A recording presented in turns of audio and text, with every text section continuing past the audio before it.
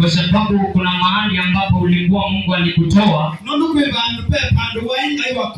na akakuweka mahali pengine. Kwa hivyo hiyo inakupea ushuhuda. Kwa hivyo nataka tuhubiri pamoja nawe siku ya leo. Ngoja mtu mwambie uko na ushuhuda. Bwana Yesu na asifiwe. Hallelujah. Amen. Make sure you are your friend's keeper. Hakikisha wewe mwanano wa musisha mezara kaongozi. Bwana Yesu asifiwe. Yesu na ataile. Nataka tuongelelee kwa ufupi tunena kwa kubi about accepting God's spiritual move. Kuhusu kwitikila ngai kibeba kukubali Mungu atembee katika roho. Kwitikila ngai atembee nini wabeba. Bwana Yesu asifiwe. Yesu na ataile. Wakati uliokoka ila watangiwe kuna jambo ambalo lilifanyika katika maisha yako. Jambo ambalo ni kubadilishwa kutoka ulimwengu ambao ulikuwa. Mungu akakutoa mahali akakuweka mahali pengine. Wakati ulikuwa hujaokoka, wakati ulikuwa umefungwa na dhambi, kuna vitu ambazo Mungu angekuonyesha. Kuna vitu ambazo Mungu angekutendea. Sasa leo nimekuja tuzungumze pamoja. Ujumbe ambao Mungu ametumana ni kwa ajili yetu. Hayo ni kukubali Mungu atembee na wewe katika roho. Maana maandiko inasema ya kwamba katika kitabu cha Warumi, lakini kuokoka itatosha bado. Kuna mtu mwambie kuokoka itatosha bado. Maana wakati umeokoka lazima ujawe na roho. Wakati Yesu alikuwa duniani, alikuwa anatembea na mitume. Lakini kuna kitu ambacho mitume hawangepata. Ndipo Yesu kupanda mbinguni ili atume kitu kingine. Bwana Yesu na asifiwe. Na wakati hiki kitu kilitumwa, nimesoma maandiko ya Mungu katika kitabu cha Matendo ya Mitume. Maandiko inaniambia aje? Maandiko inaniambia aje mpendwa? Kwamba mitume walikuwa katika nyumba wakiomba. Muda ulikuwa umepita mrefu sana. Muda ulikuwa umeyoma na masiku zikapita. Lakini maandiko inasema aje? Na Roho Mtakatifu akajazwa katika mitume. Na wakati Roho Mtakatifu alijazwa, kuna jambo lilitendeka katika maisha ya mitume. Bwana Yesu asifiwe. Kuja mtu mwambie kubali kutumika na Mungu katika roho. Bwana Yesu na asifiwe sana. Wakati mitume walijazwa na roho, kuna jambo la muhimu lilitendeka. Kila mmoja katikati yao walianza kunena. Kila mtu alianza kunena maneno yake. Ilikuwa lugha ambayo rafiki yangu angeielewa. Ilikuwa lugha ya mtu binafsi na Mungu. Bwana Yesu na asifiwe. Wale watu walikuwa huku nje. Ukisoma maandiko inatuambia Matendo ya Mitume kifungu cha 2. Maandiko ya Mungu inanena inasema, na wakaanza kushangaa ni nini ambayo imetokea. Maana wakati Roho ameshuka ndani ya watu wake. Bwana Yesu asifiwe. Wakati Roho ameshuka ndani ya watu wake, watu huanza kunena lugha za mbinguni. Bwana Yesu asifiwe. Watu huanza kupigana kimbinguni. Yaani mwili unakufa, roho anaanza kufanya kazi. Bwana Yesu asifiwe sana.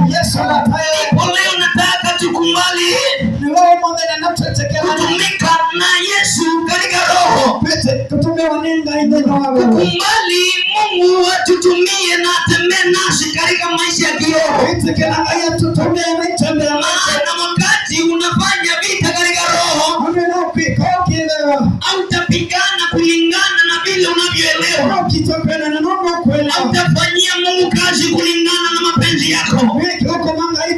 Lakini roho wa Mungu atakuelekeza. Injili hautahubiri kikawaida. Injili hautahubiri kirumasi. Bali utahubiri katika roho. Bali utaongozwa na roho wa Bwana katika huduma yako. Bwana Yesu asifiwe. Nataka tusome maandiko ya Mungu. Kutoka kitabu cha Hezekia.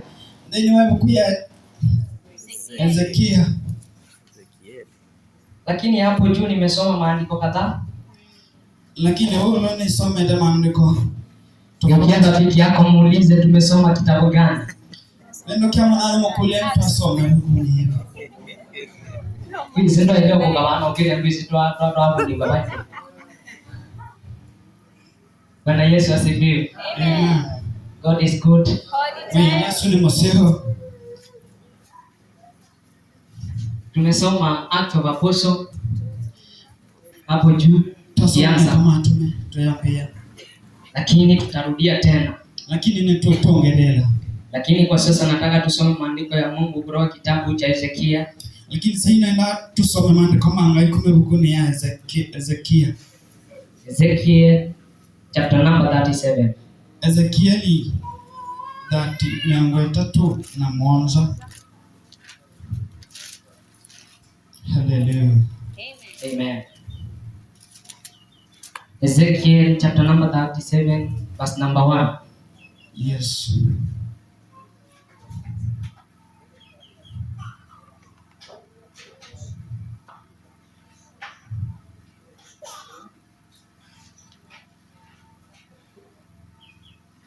Nitasoma kwa Kizungu.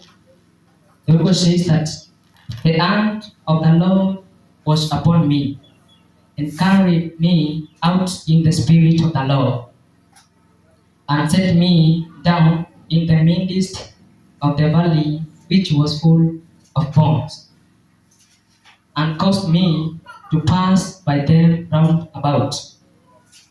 And behold, there were very many in the open valley, and indeed they were very dry. And he said unto me, Son of man, can these bones be life? And I answered, O Lord, thou knowest. Nitasoma verse number 6. And I will lay sinews upon you, and will bring up flesh upon you, and cover you with skin, and put breath in you, and ye shall live, and ye shall know that I am the Lord. That is said. So I prophesied as I was commanded, and I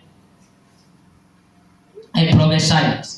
There was a noise, and behold, a shaking, and the bones came together, bone to bone. Bwana Yesu asifiwe. This was Ezekiel.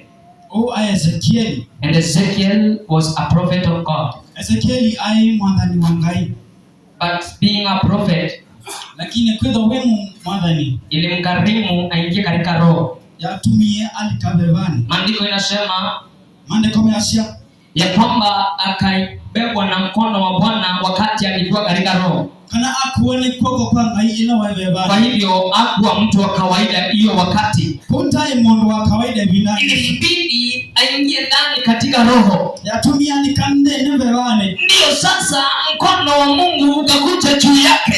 Kana koko kwanga ipo kayolo. Huyo mtu mwambie kama unataka mkono wa Mungu juu yako. Tina mondo mweza wenda koko kwanga. Lazima kitu cha kwanza ukue katika roho. Lazima kendo chambe udende. Mkono wa Mungu haungiangi mahali hakuna roho. Koko kwanga ipo ni kawa la. Maana nikianza nimekuambia ya kwamba nyote ambia na kutabia kana Roho Mtakatifu alijaa mitume. Na mmoja usi ya tome.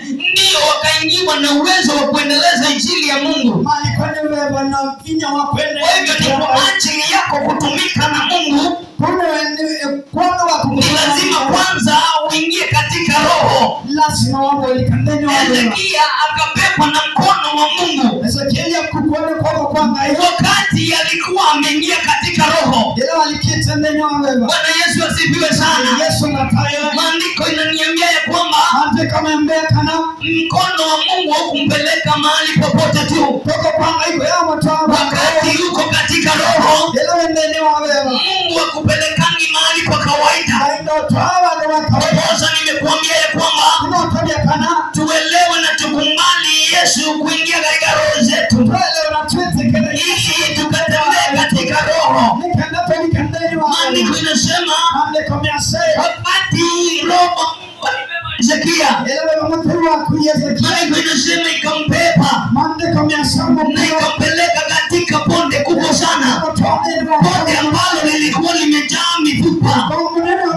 Wakati uko katika roho, Mungu anakupeleka mahali sio pa kawaida.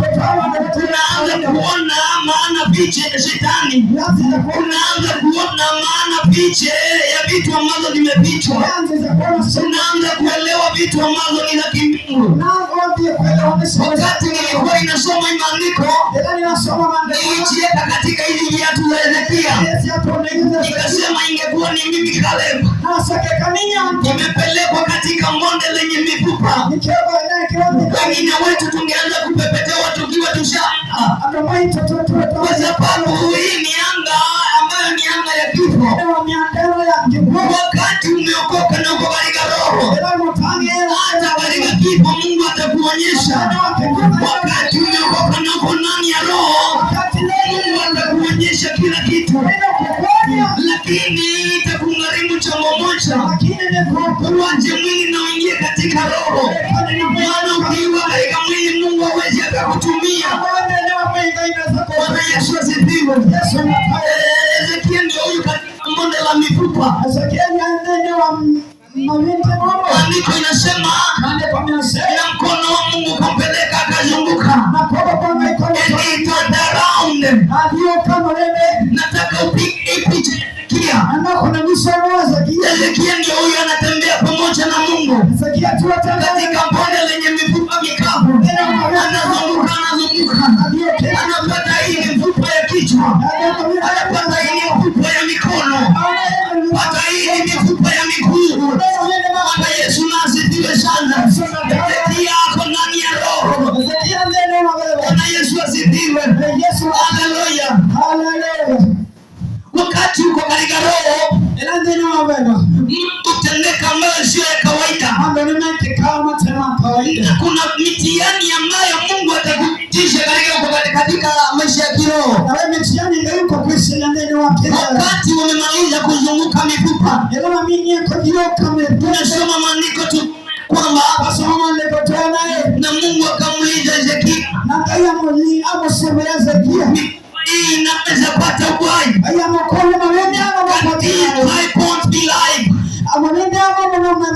Mifupa mikavu inaweza ikawa hai? Bwana Yesu asifiwe. Wakati tuko katika maisha ya kiroho, majibu ambayo tutapewa Mungu ambayo ni ya kueleweka, tutaacha kukaa kibinadamu, tutaanza kuongelesha Mungu na hekima. Hezekia alielewa kwamba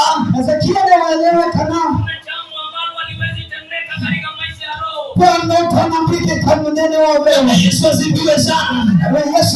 Sasa tunaona Hezekia anajibu kiwerevu. Kuwa ni wengine wetu wangesema Mungu isiye mbinguni, lakini sana. Lakini hii mifupa ni ya watu walianga miaka ya kitambo, na unajigamba sana, unasema mimi ni mwerevu, lakini umejibu kibinadamu. Hezekia akaelewa vizuri. Tunaona Hezekia akimwambia Mungu, mapenzi yako yakatimie. Haleluya. Kuna majibu utaanza kupea Mungu, majibu ambayo ni ya kupenda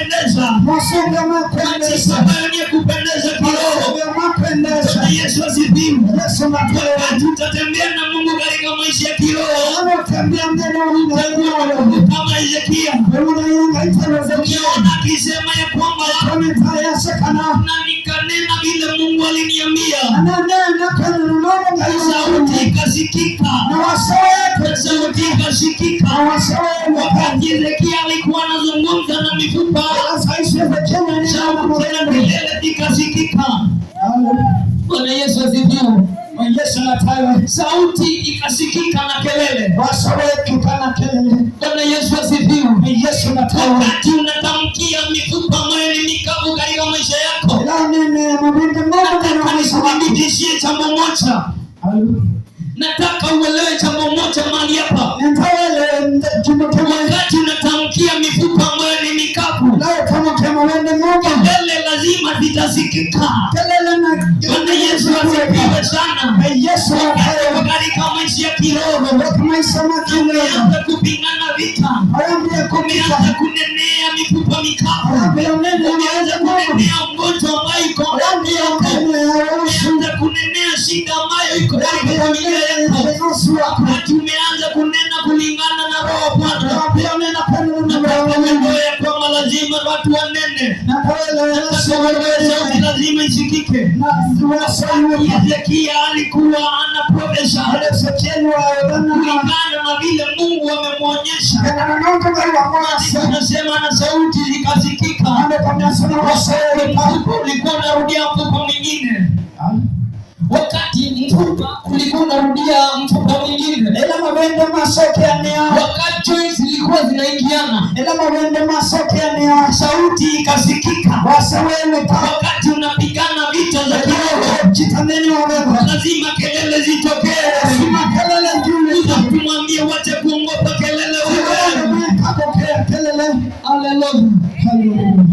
Maandiko inasema na Hezekia akanena kulingana na vile Mungu alimwambia. Maandiko yanasema Hezekia hanena kulingana na Mungu, akarudia mfupa mwingine na niende yakisikia nyama. Lakini hiyo haikutosha. Lakini maana mifupa imerudia tu mfupa mwingine. Na mambo mengi yalikuwa yamebakia ndio mfupa uwe hai. Mambo mengi machalite nikaenda ili ndio jambo utendeka katika maisha ya watu ambao wameokoka wengi. Mambo mengi kandi na andala matangi ingia tu katika roho. Ulikete tu bebani. Siku mbili Mungu akakutumia. Ndio inakutumia. Ukajua na kiburi ndugu yangu. Walikione wewe. Na unaanza kungiva mapema. Hayanzi sio pamoja bila kuelewa ya kwamba ni mfupa tu umerudia mfupa mwingine. Utakuelewa ni wewe usipoweza hivyo kitiko wapi.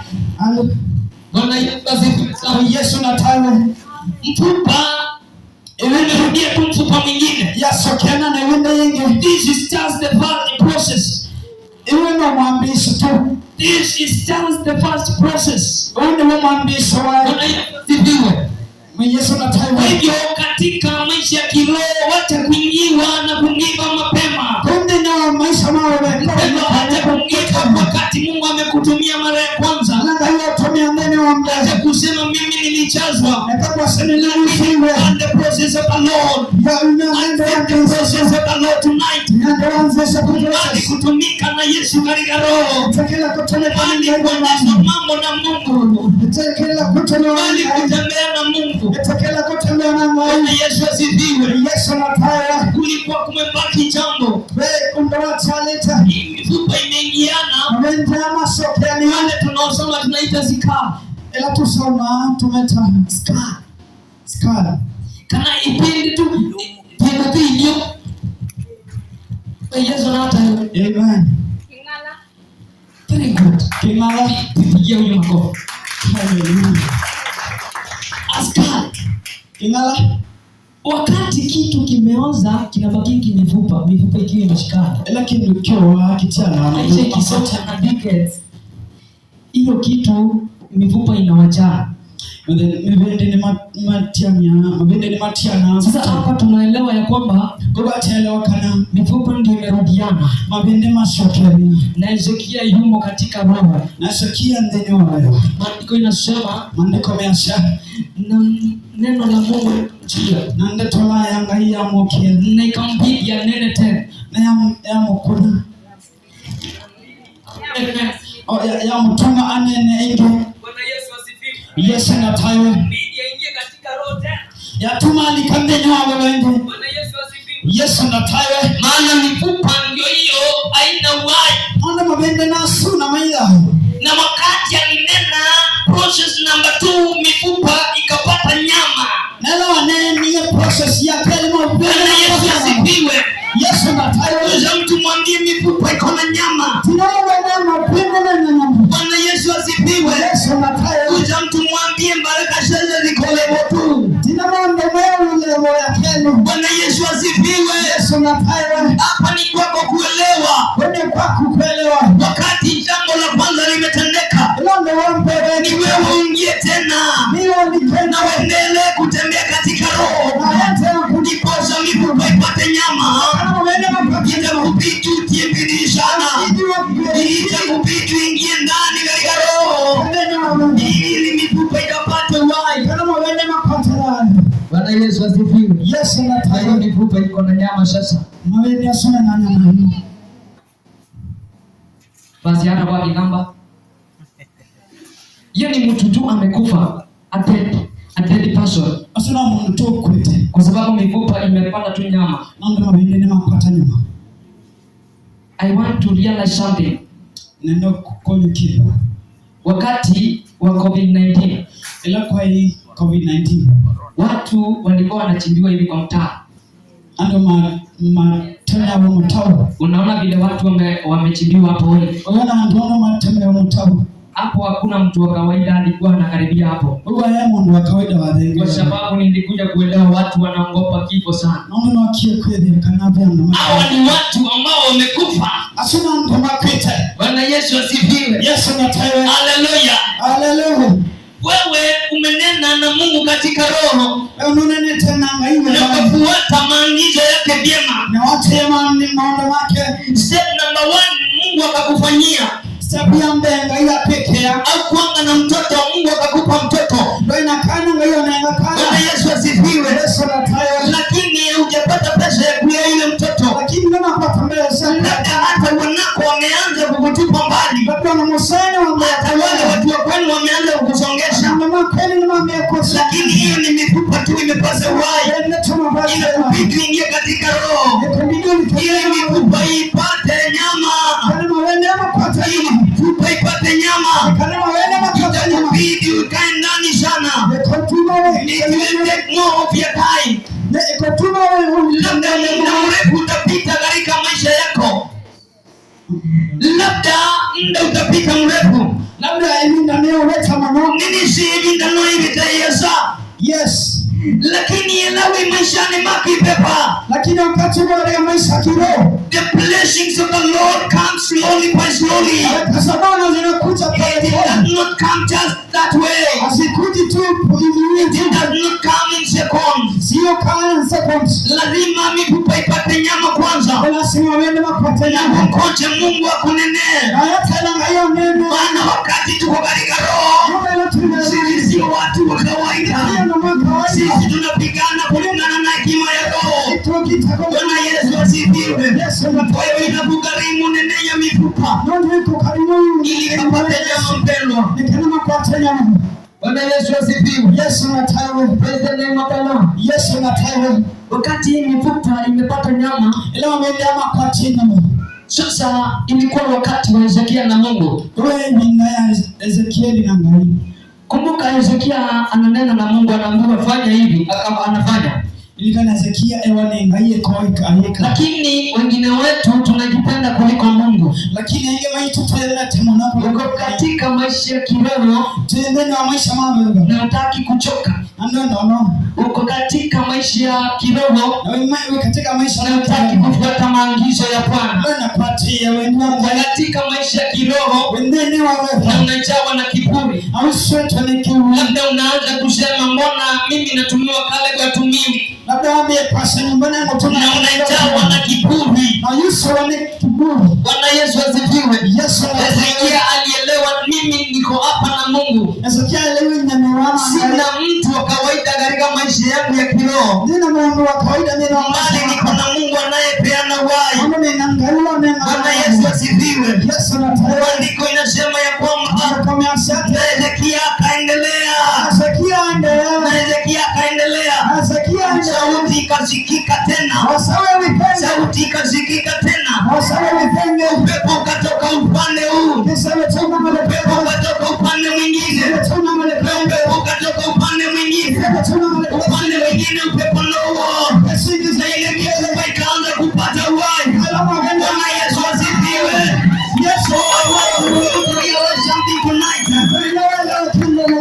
There is a third process.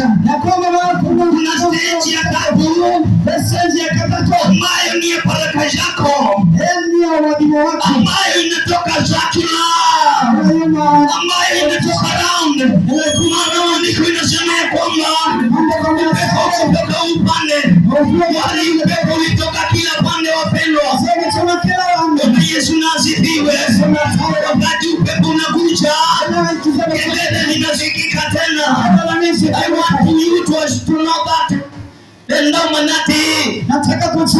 Nataka uelewe ya kwamba wakati baraka zako linakuja, kuna watu hawataelewa. Nataka uelewe katika maisha yako ya kiroho, wakati unachukua baraka zako, watu wataongea sana.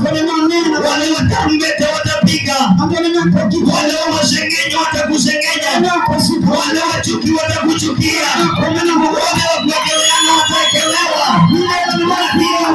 Katika roho nataka nikuambie kwamba stage is number 3. Utapata baraka zako ambazo zitatoka kila pande, ambazo zitatoka tu mahali pamoja. Mungu akianza kuachilia baraka zako achilie kutoka kila pande. Baraka zako zitatoka upande mmoja. Bwana Yesu asifiwe. Andiko linatuambia kitabu cha Matendo ya Mitume kifungu ni cha 2. Niruhusu nisome hii. Metekile nisome.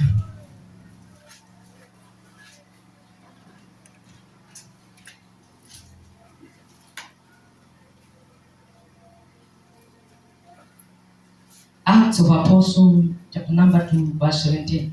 Matume ile 11.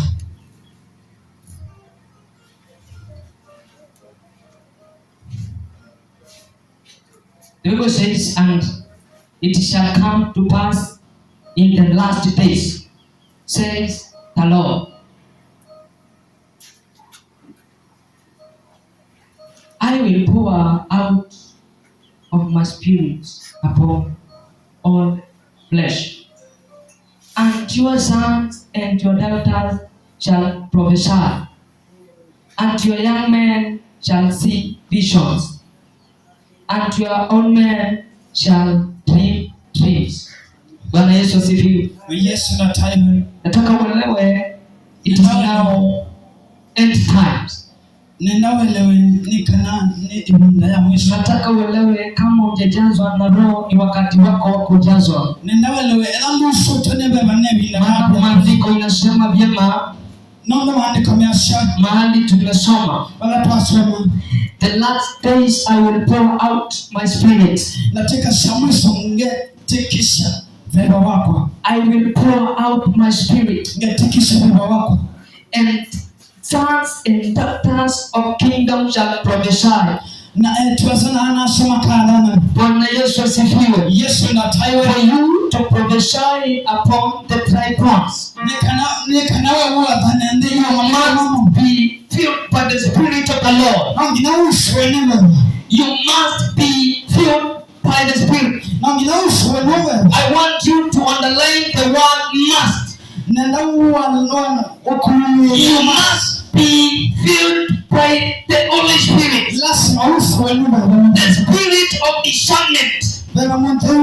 Because hapa ndipo shetani anaingia. Na wakati hauna the spirit of discernment, shetani will ruin your spiritual life. destroy the yoke of your spirit. Bwana Yesu asifiwe. Kwa hivyo inakubidi ujazwe na Roho ili ukapromesha ya kwamba situation you are going through, ili mambo yako yakaende sambamba. You must be filled with the Spirit of the Lord. You must be filled by the Spirit of the Lord. Maana nimekuambia Ezekia kupepo akiwa katika mwili. Ezekiel understood he could not do anything when he is in this carnal body. Akaingia katika roho. Labda alikuwa amelala chini, labda alikuwa amepiga makoti, hata labda alikuwa anatembea. Sijui kama alikuwa amelala, lakini alikuwa katika roho. Ili ninaelewa vizuri alikuwa katika roho, hakuwa katika mwili wa kawaida. Ndiposa Mungu akamuinua akampeleka ili Mungu akuinua anze kukuonyesha majibu ya maombi yako. Lazima uwe katika roho. Otherwise wewe mboya sia utakuelewa.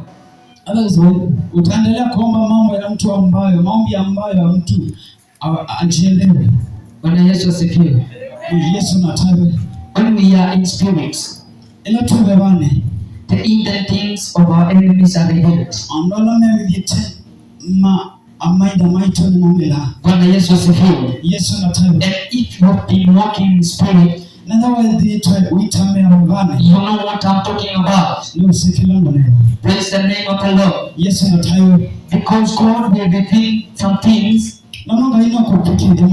And when you go back and pray, tutapatana na wewe na tulikuwa tunaongea vizuri na unakosa kuniongelesha na kusalimia unakosa kunisalimika kwa sababu kuna vitu zilitendeka katika roho, lakini kama utafanya tu kikawaida. I want to tell you, kuna vita shetani atakupiga utawezana. Bwana Yesu asifiwe. Mifupa kupata uhai kuna process. It takes your time and your things. It will take and consume a lot of your time. Maybe it will consume a lot of your fundings. It will consume a lot of your time being with the Lord. Ezekiel was not with his friend. If it is I, Caleb, I'm not with friend nature. I'm not with you, Anthony, my friend. But I personally in spirits. Here comes a deeper revelation that you want to be alone. That you want to be alone in spirit. You don't go in with your friends.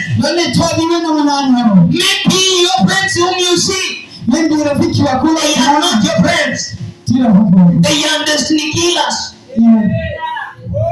The name of the Lord. Amen. That's why Ezekiel was alone. Na ukisoma hiyo maandiko hapo chini, utaona hii ni ujumbe alikuwa anatuma kwa wana wa Israeli.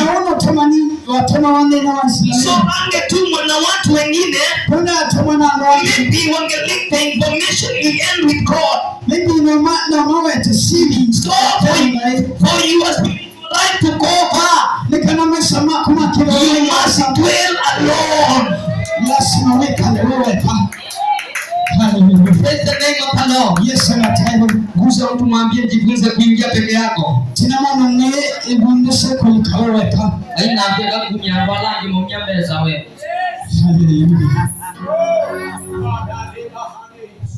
Bwana Yesu asifiwe. Yes, Lord. Praise the name of the Lord.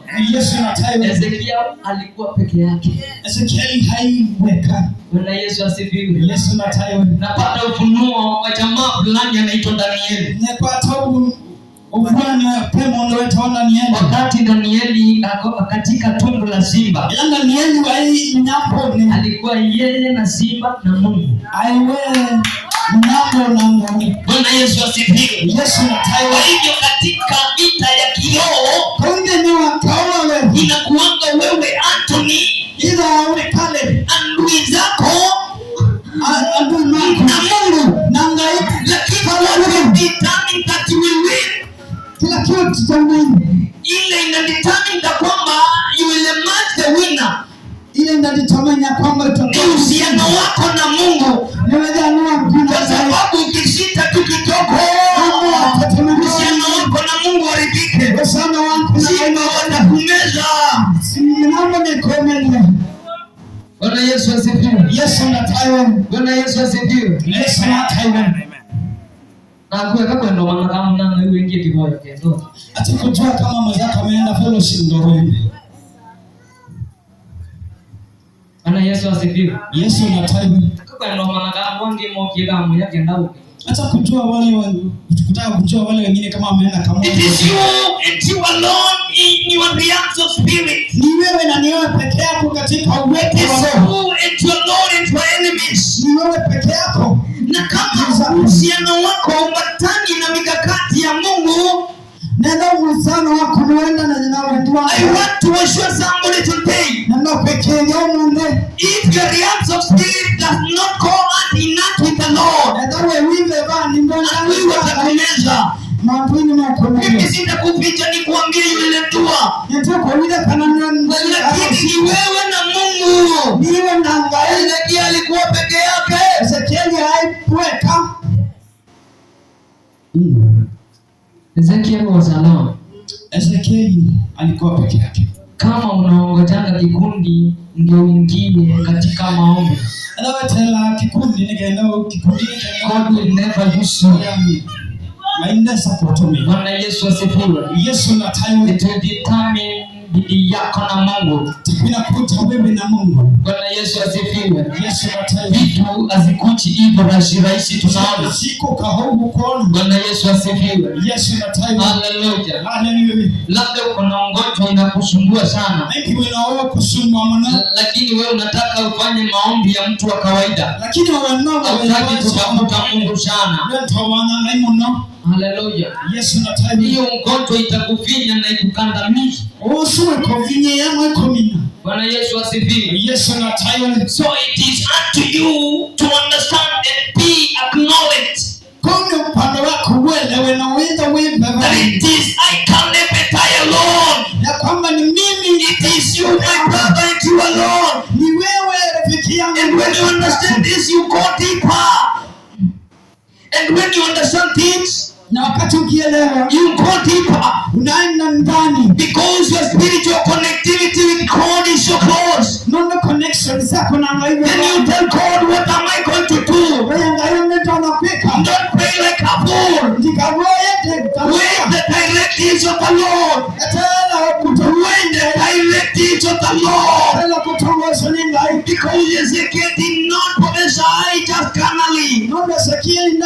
He prophesied according to what the Lord told him. He prophesied to that situation according to the directives of the Lord. Bwana Yesu asifiwe. Mtu mwambie learn to go deeper in spirit. Tina mondo mwe endandini wangu. Ngeni wakebeba. Bwana Yesu asifiwe. Yesu natukuza. Mtu mwambie learn to go deeper in spirit. Tina mondo mwe ndikapu ngeni wakebeba. Bwana Yesu asifiwe. Yesu natawe. There are those people up in stage 1. Kana makusa ngonde ni wasema. Wakati mkupa tumerudia mkupa mwingine. Ila mwende ya soke. Wakati nilikuwa naanza nilisema hivi. Ila naambia sana isekana. Wakati umeanza kutumika na mtu na Mungu, mtu wa Mungu. Ila ambia sako tome wanengai. Uko tu stage 1 umeprophesy. We sense yampe. Ndio tu umeombea mtu kapepo wakatoka. Nitaiwa waya Mungu. Lakini unachawa na kiburi unakosa kuelewa. Lakini uswete kwamba uko stage 1. Na bado wewe stage ya mbele. Na unakosa kuongoja the directives of the Lord. Na ndio ni wiko za kuelekea. That's why I want to insist on this one. Ya kwamba jifunze kuongoja Mungu akuongeleshe. Jifunze kuenda sambamba kabisa na Mungu. Kama Mungu amekuambia tuende hivi, labda mimi ukikuja uniulize kale rafiki yako, nitakupa maoni kwa hivyo nikwambie tuende hivi, lakini hiyo sio mapenzi ya Mungu. Kwa hivyo jifunze kufuata maagizo ya Mungu. And when you go to step 2, wakati mifupa imepata nyama, ni kwako usianze kuongopa. Maana watu huogopa kifo. Watu huogopa kifo sana. Wakati mili imekufa, Hezekia hakuogopa. Bwana Yesu asifiwe. Unajua kuna vitu ambazo Mungu anaweza akakuonyesha katika maisha ya kiroho. Kuingiwa na wonka. Bwana Yesu asifiwe.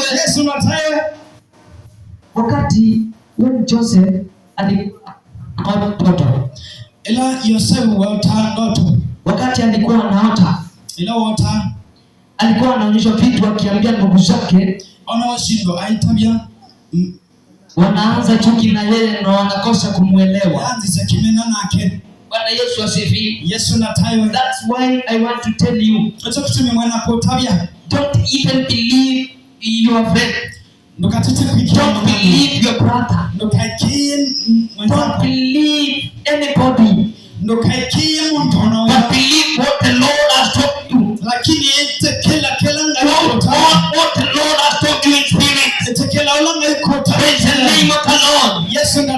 Understand that everything is possible in the eyes of the Lord. Understand that everything is possible in the eyes of the Lord. But it is possible for only those who are in spirit. It is not possible for anybody else. But it is only to those who dwell in the spirit. Those who walk with the Lord in the spirit. Those who go hand in hand with the Lord in spirit. Those who move with the Lord in spirit. Bwana Yesu asifiwe sana. Praise the name of the Lord. Guza mtu mwambie kama hujajazwa leo utajazwa. Guza mtu mwambie ni kwako tu uingie ndani. Kumbuka nilianza na kuokoka. Na tukapitia Roma. Na nikakwambia kuokoka sio tosha. It is not the assurance that you kuwa ulitamdomo. It is not the assurance that you are filled with the Spirit.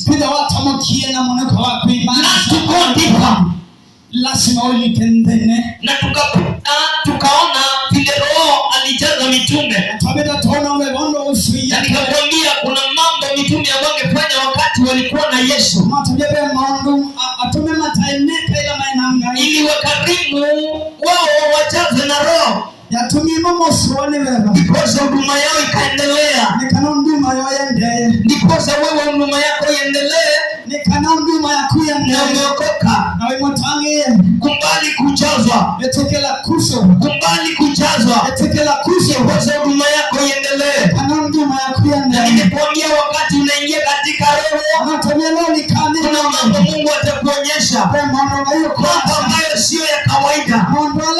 Na nikakwambia ujifunze kusikiza sauti ya Mungu wakati katika Roho. Bwana Yesu asifiwe. Tusimame katika miguu zetu. Hallelujah.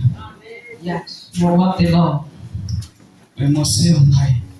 Nataka ukiwa umesimama nenda nje ujiangalie maisha yako ya wokovu kitambo uokoke. Uisisi maisha mako kitambo uokoke na uitwe mtu ambaye ameokoka. kuma watangi ono wetu mundu mutangi.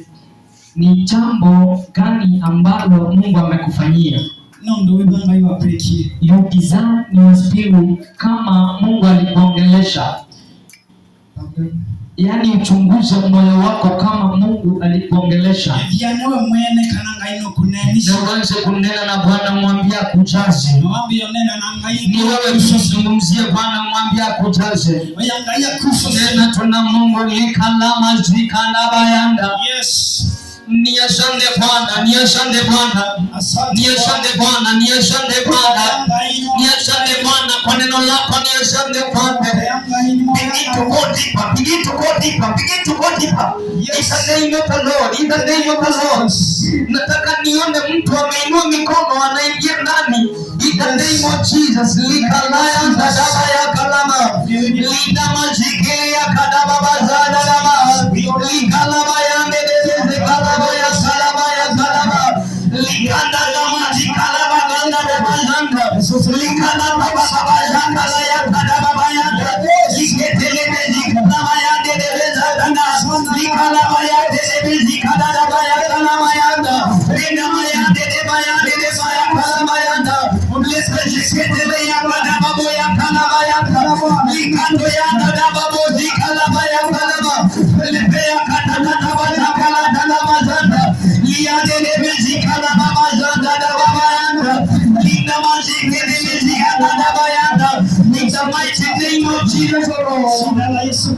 Neno lako Bwana likazidi kujaa Bwana. Bwana, naomba watu wakanielewe kujazwa.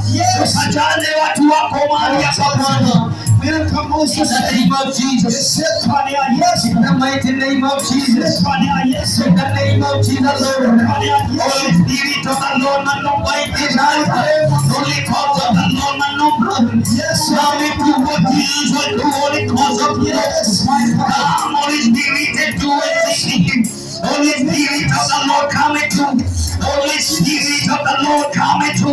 Holy Spirit of the Lord, come into. Holy Spirit, Holy Spirit of the Lord, we need you. Without you, we are nothing. Without you, Holy Spirit, our life is totally meaningless, Lord. Without you, Lord, we can't do anything, Lord. Without your Spirit, Lord, without your Spirit, Bwana tujaze Bwana. Ile Bwana fadhili zako ni mpya kila asubuhi Bwana. Likala na mawaza kalaba. Likala na mawaza kalaba ya kada. Lina mazakele ya ndele mizaya. Likala na mawaza kalaba zada dama. Likala mazikala mazaya. In the name of Jesus, Lord. Likala mazakala kalaba ya kada. In the mighty name of Jesus, Lord.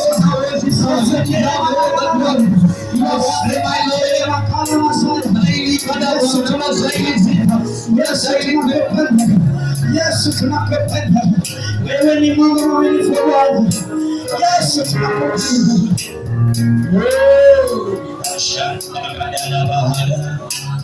Everybody lift up your hands before the Lord. Everybody stand up with your feet. Kila mtu asimame kwa miguu yake. Biblia inasema katika Matendo ya Mitume 2:17, 18, na nyakati hizi nitamwaga Roho wangu kwa kila nyama, kwa kila nyama, kwa kila nyama. Ikilisha tosha kila mtu. Bwana anasema atamwaga Roho wake juu yake. Na nyakati hizi na wakati huu, Bwana anasema nitamwaga Roho wangu kwa kila nyama. Kila nyama iliyo hapa inaomba Roho ashuke. Inua mikono yako, maana ni wewe. Ni wewe uliye katika nyumba ile.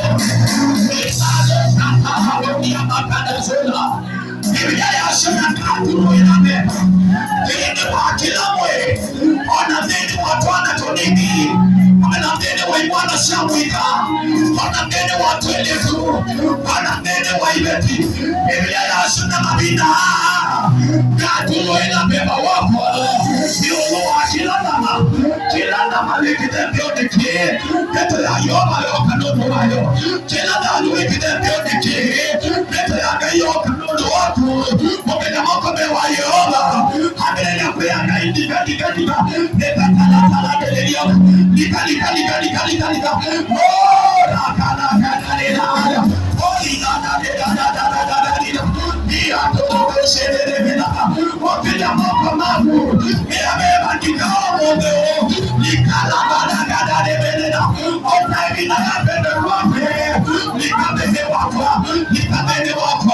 Kama siku ya Pentekoste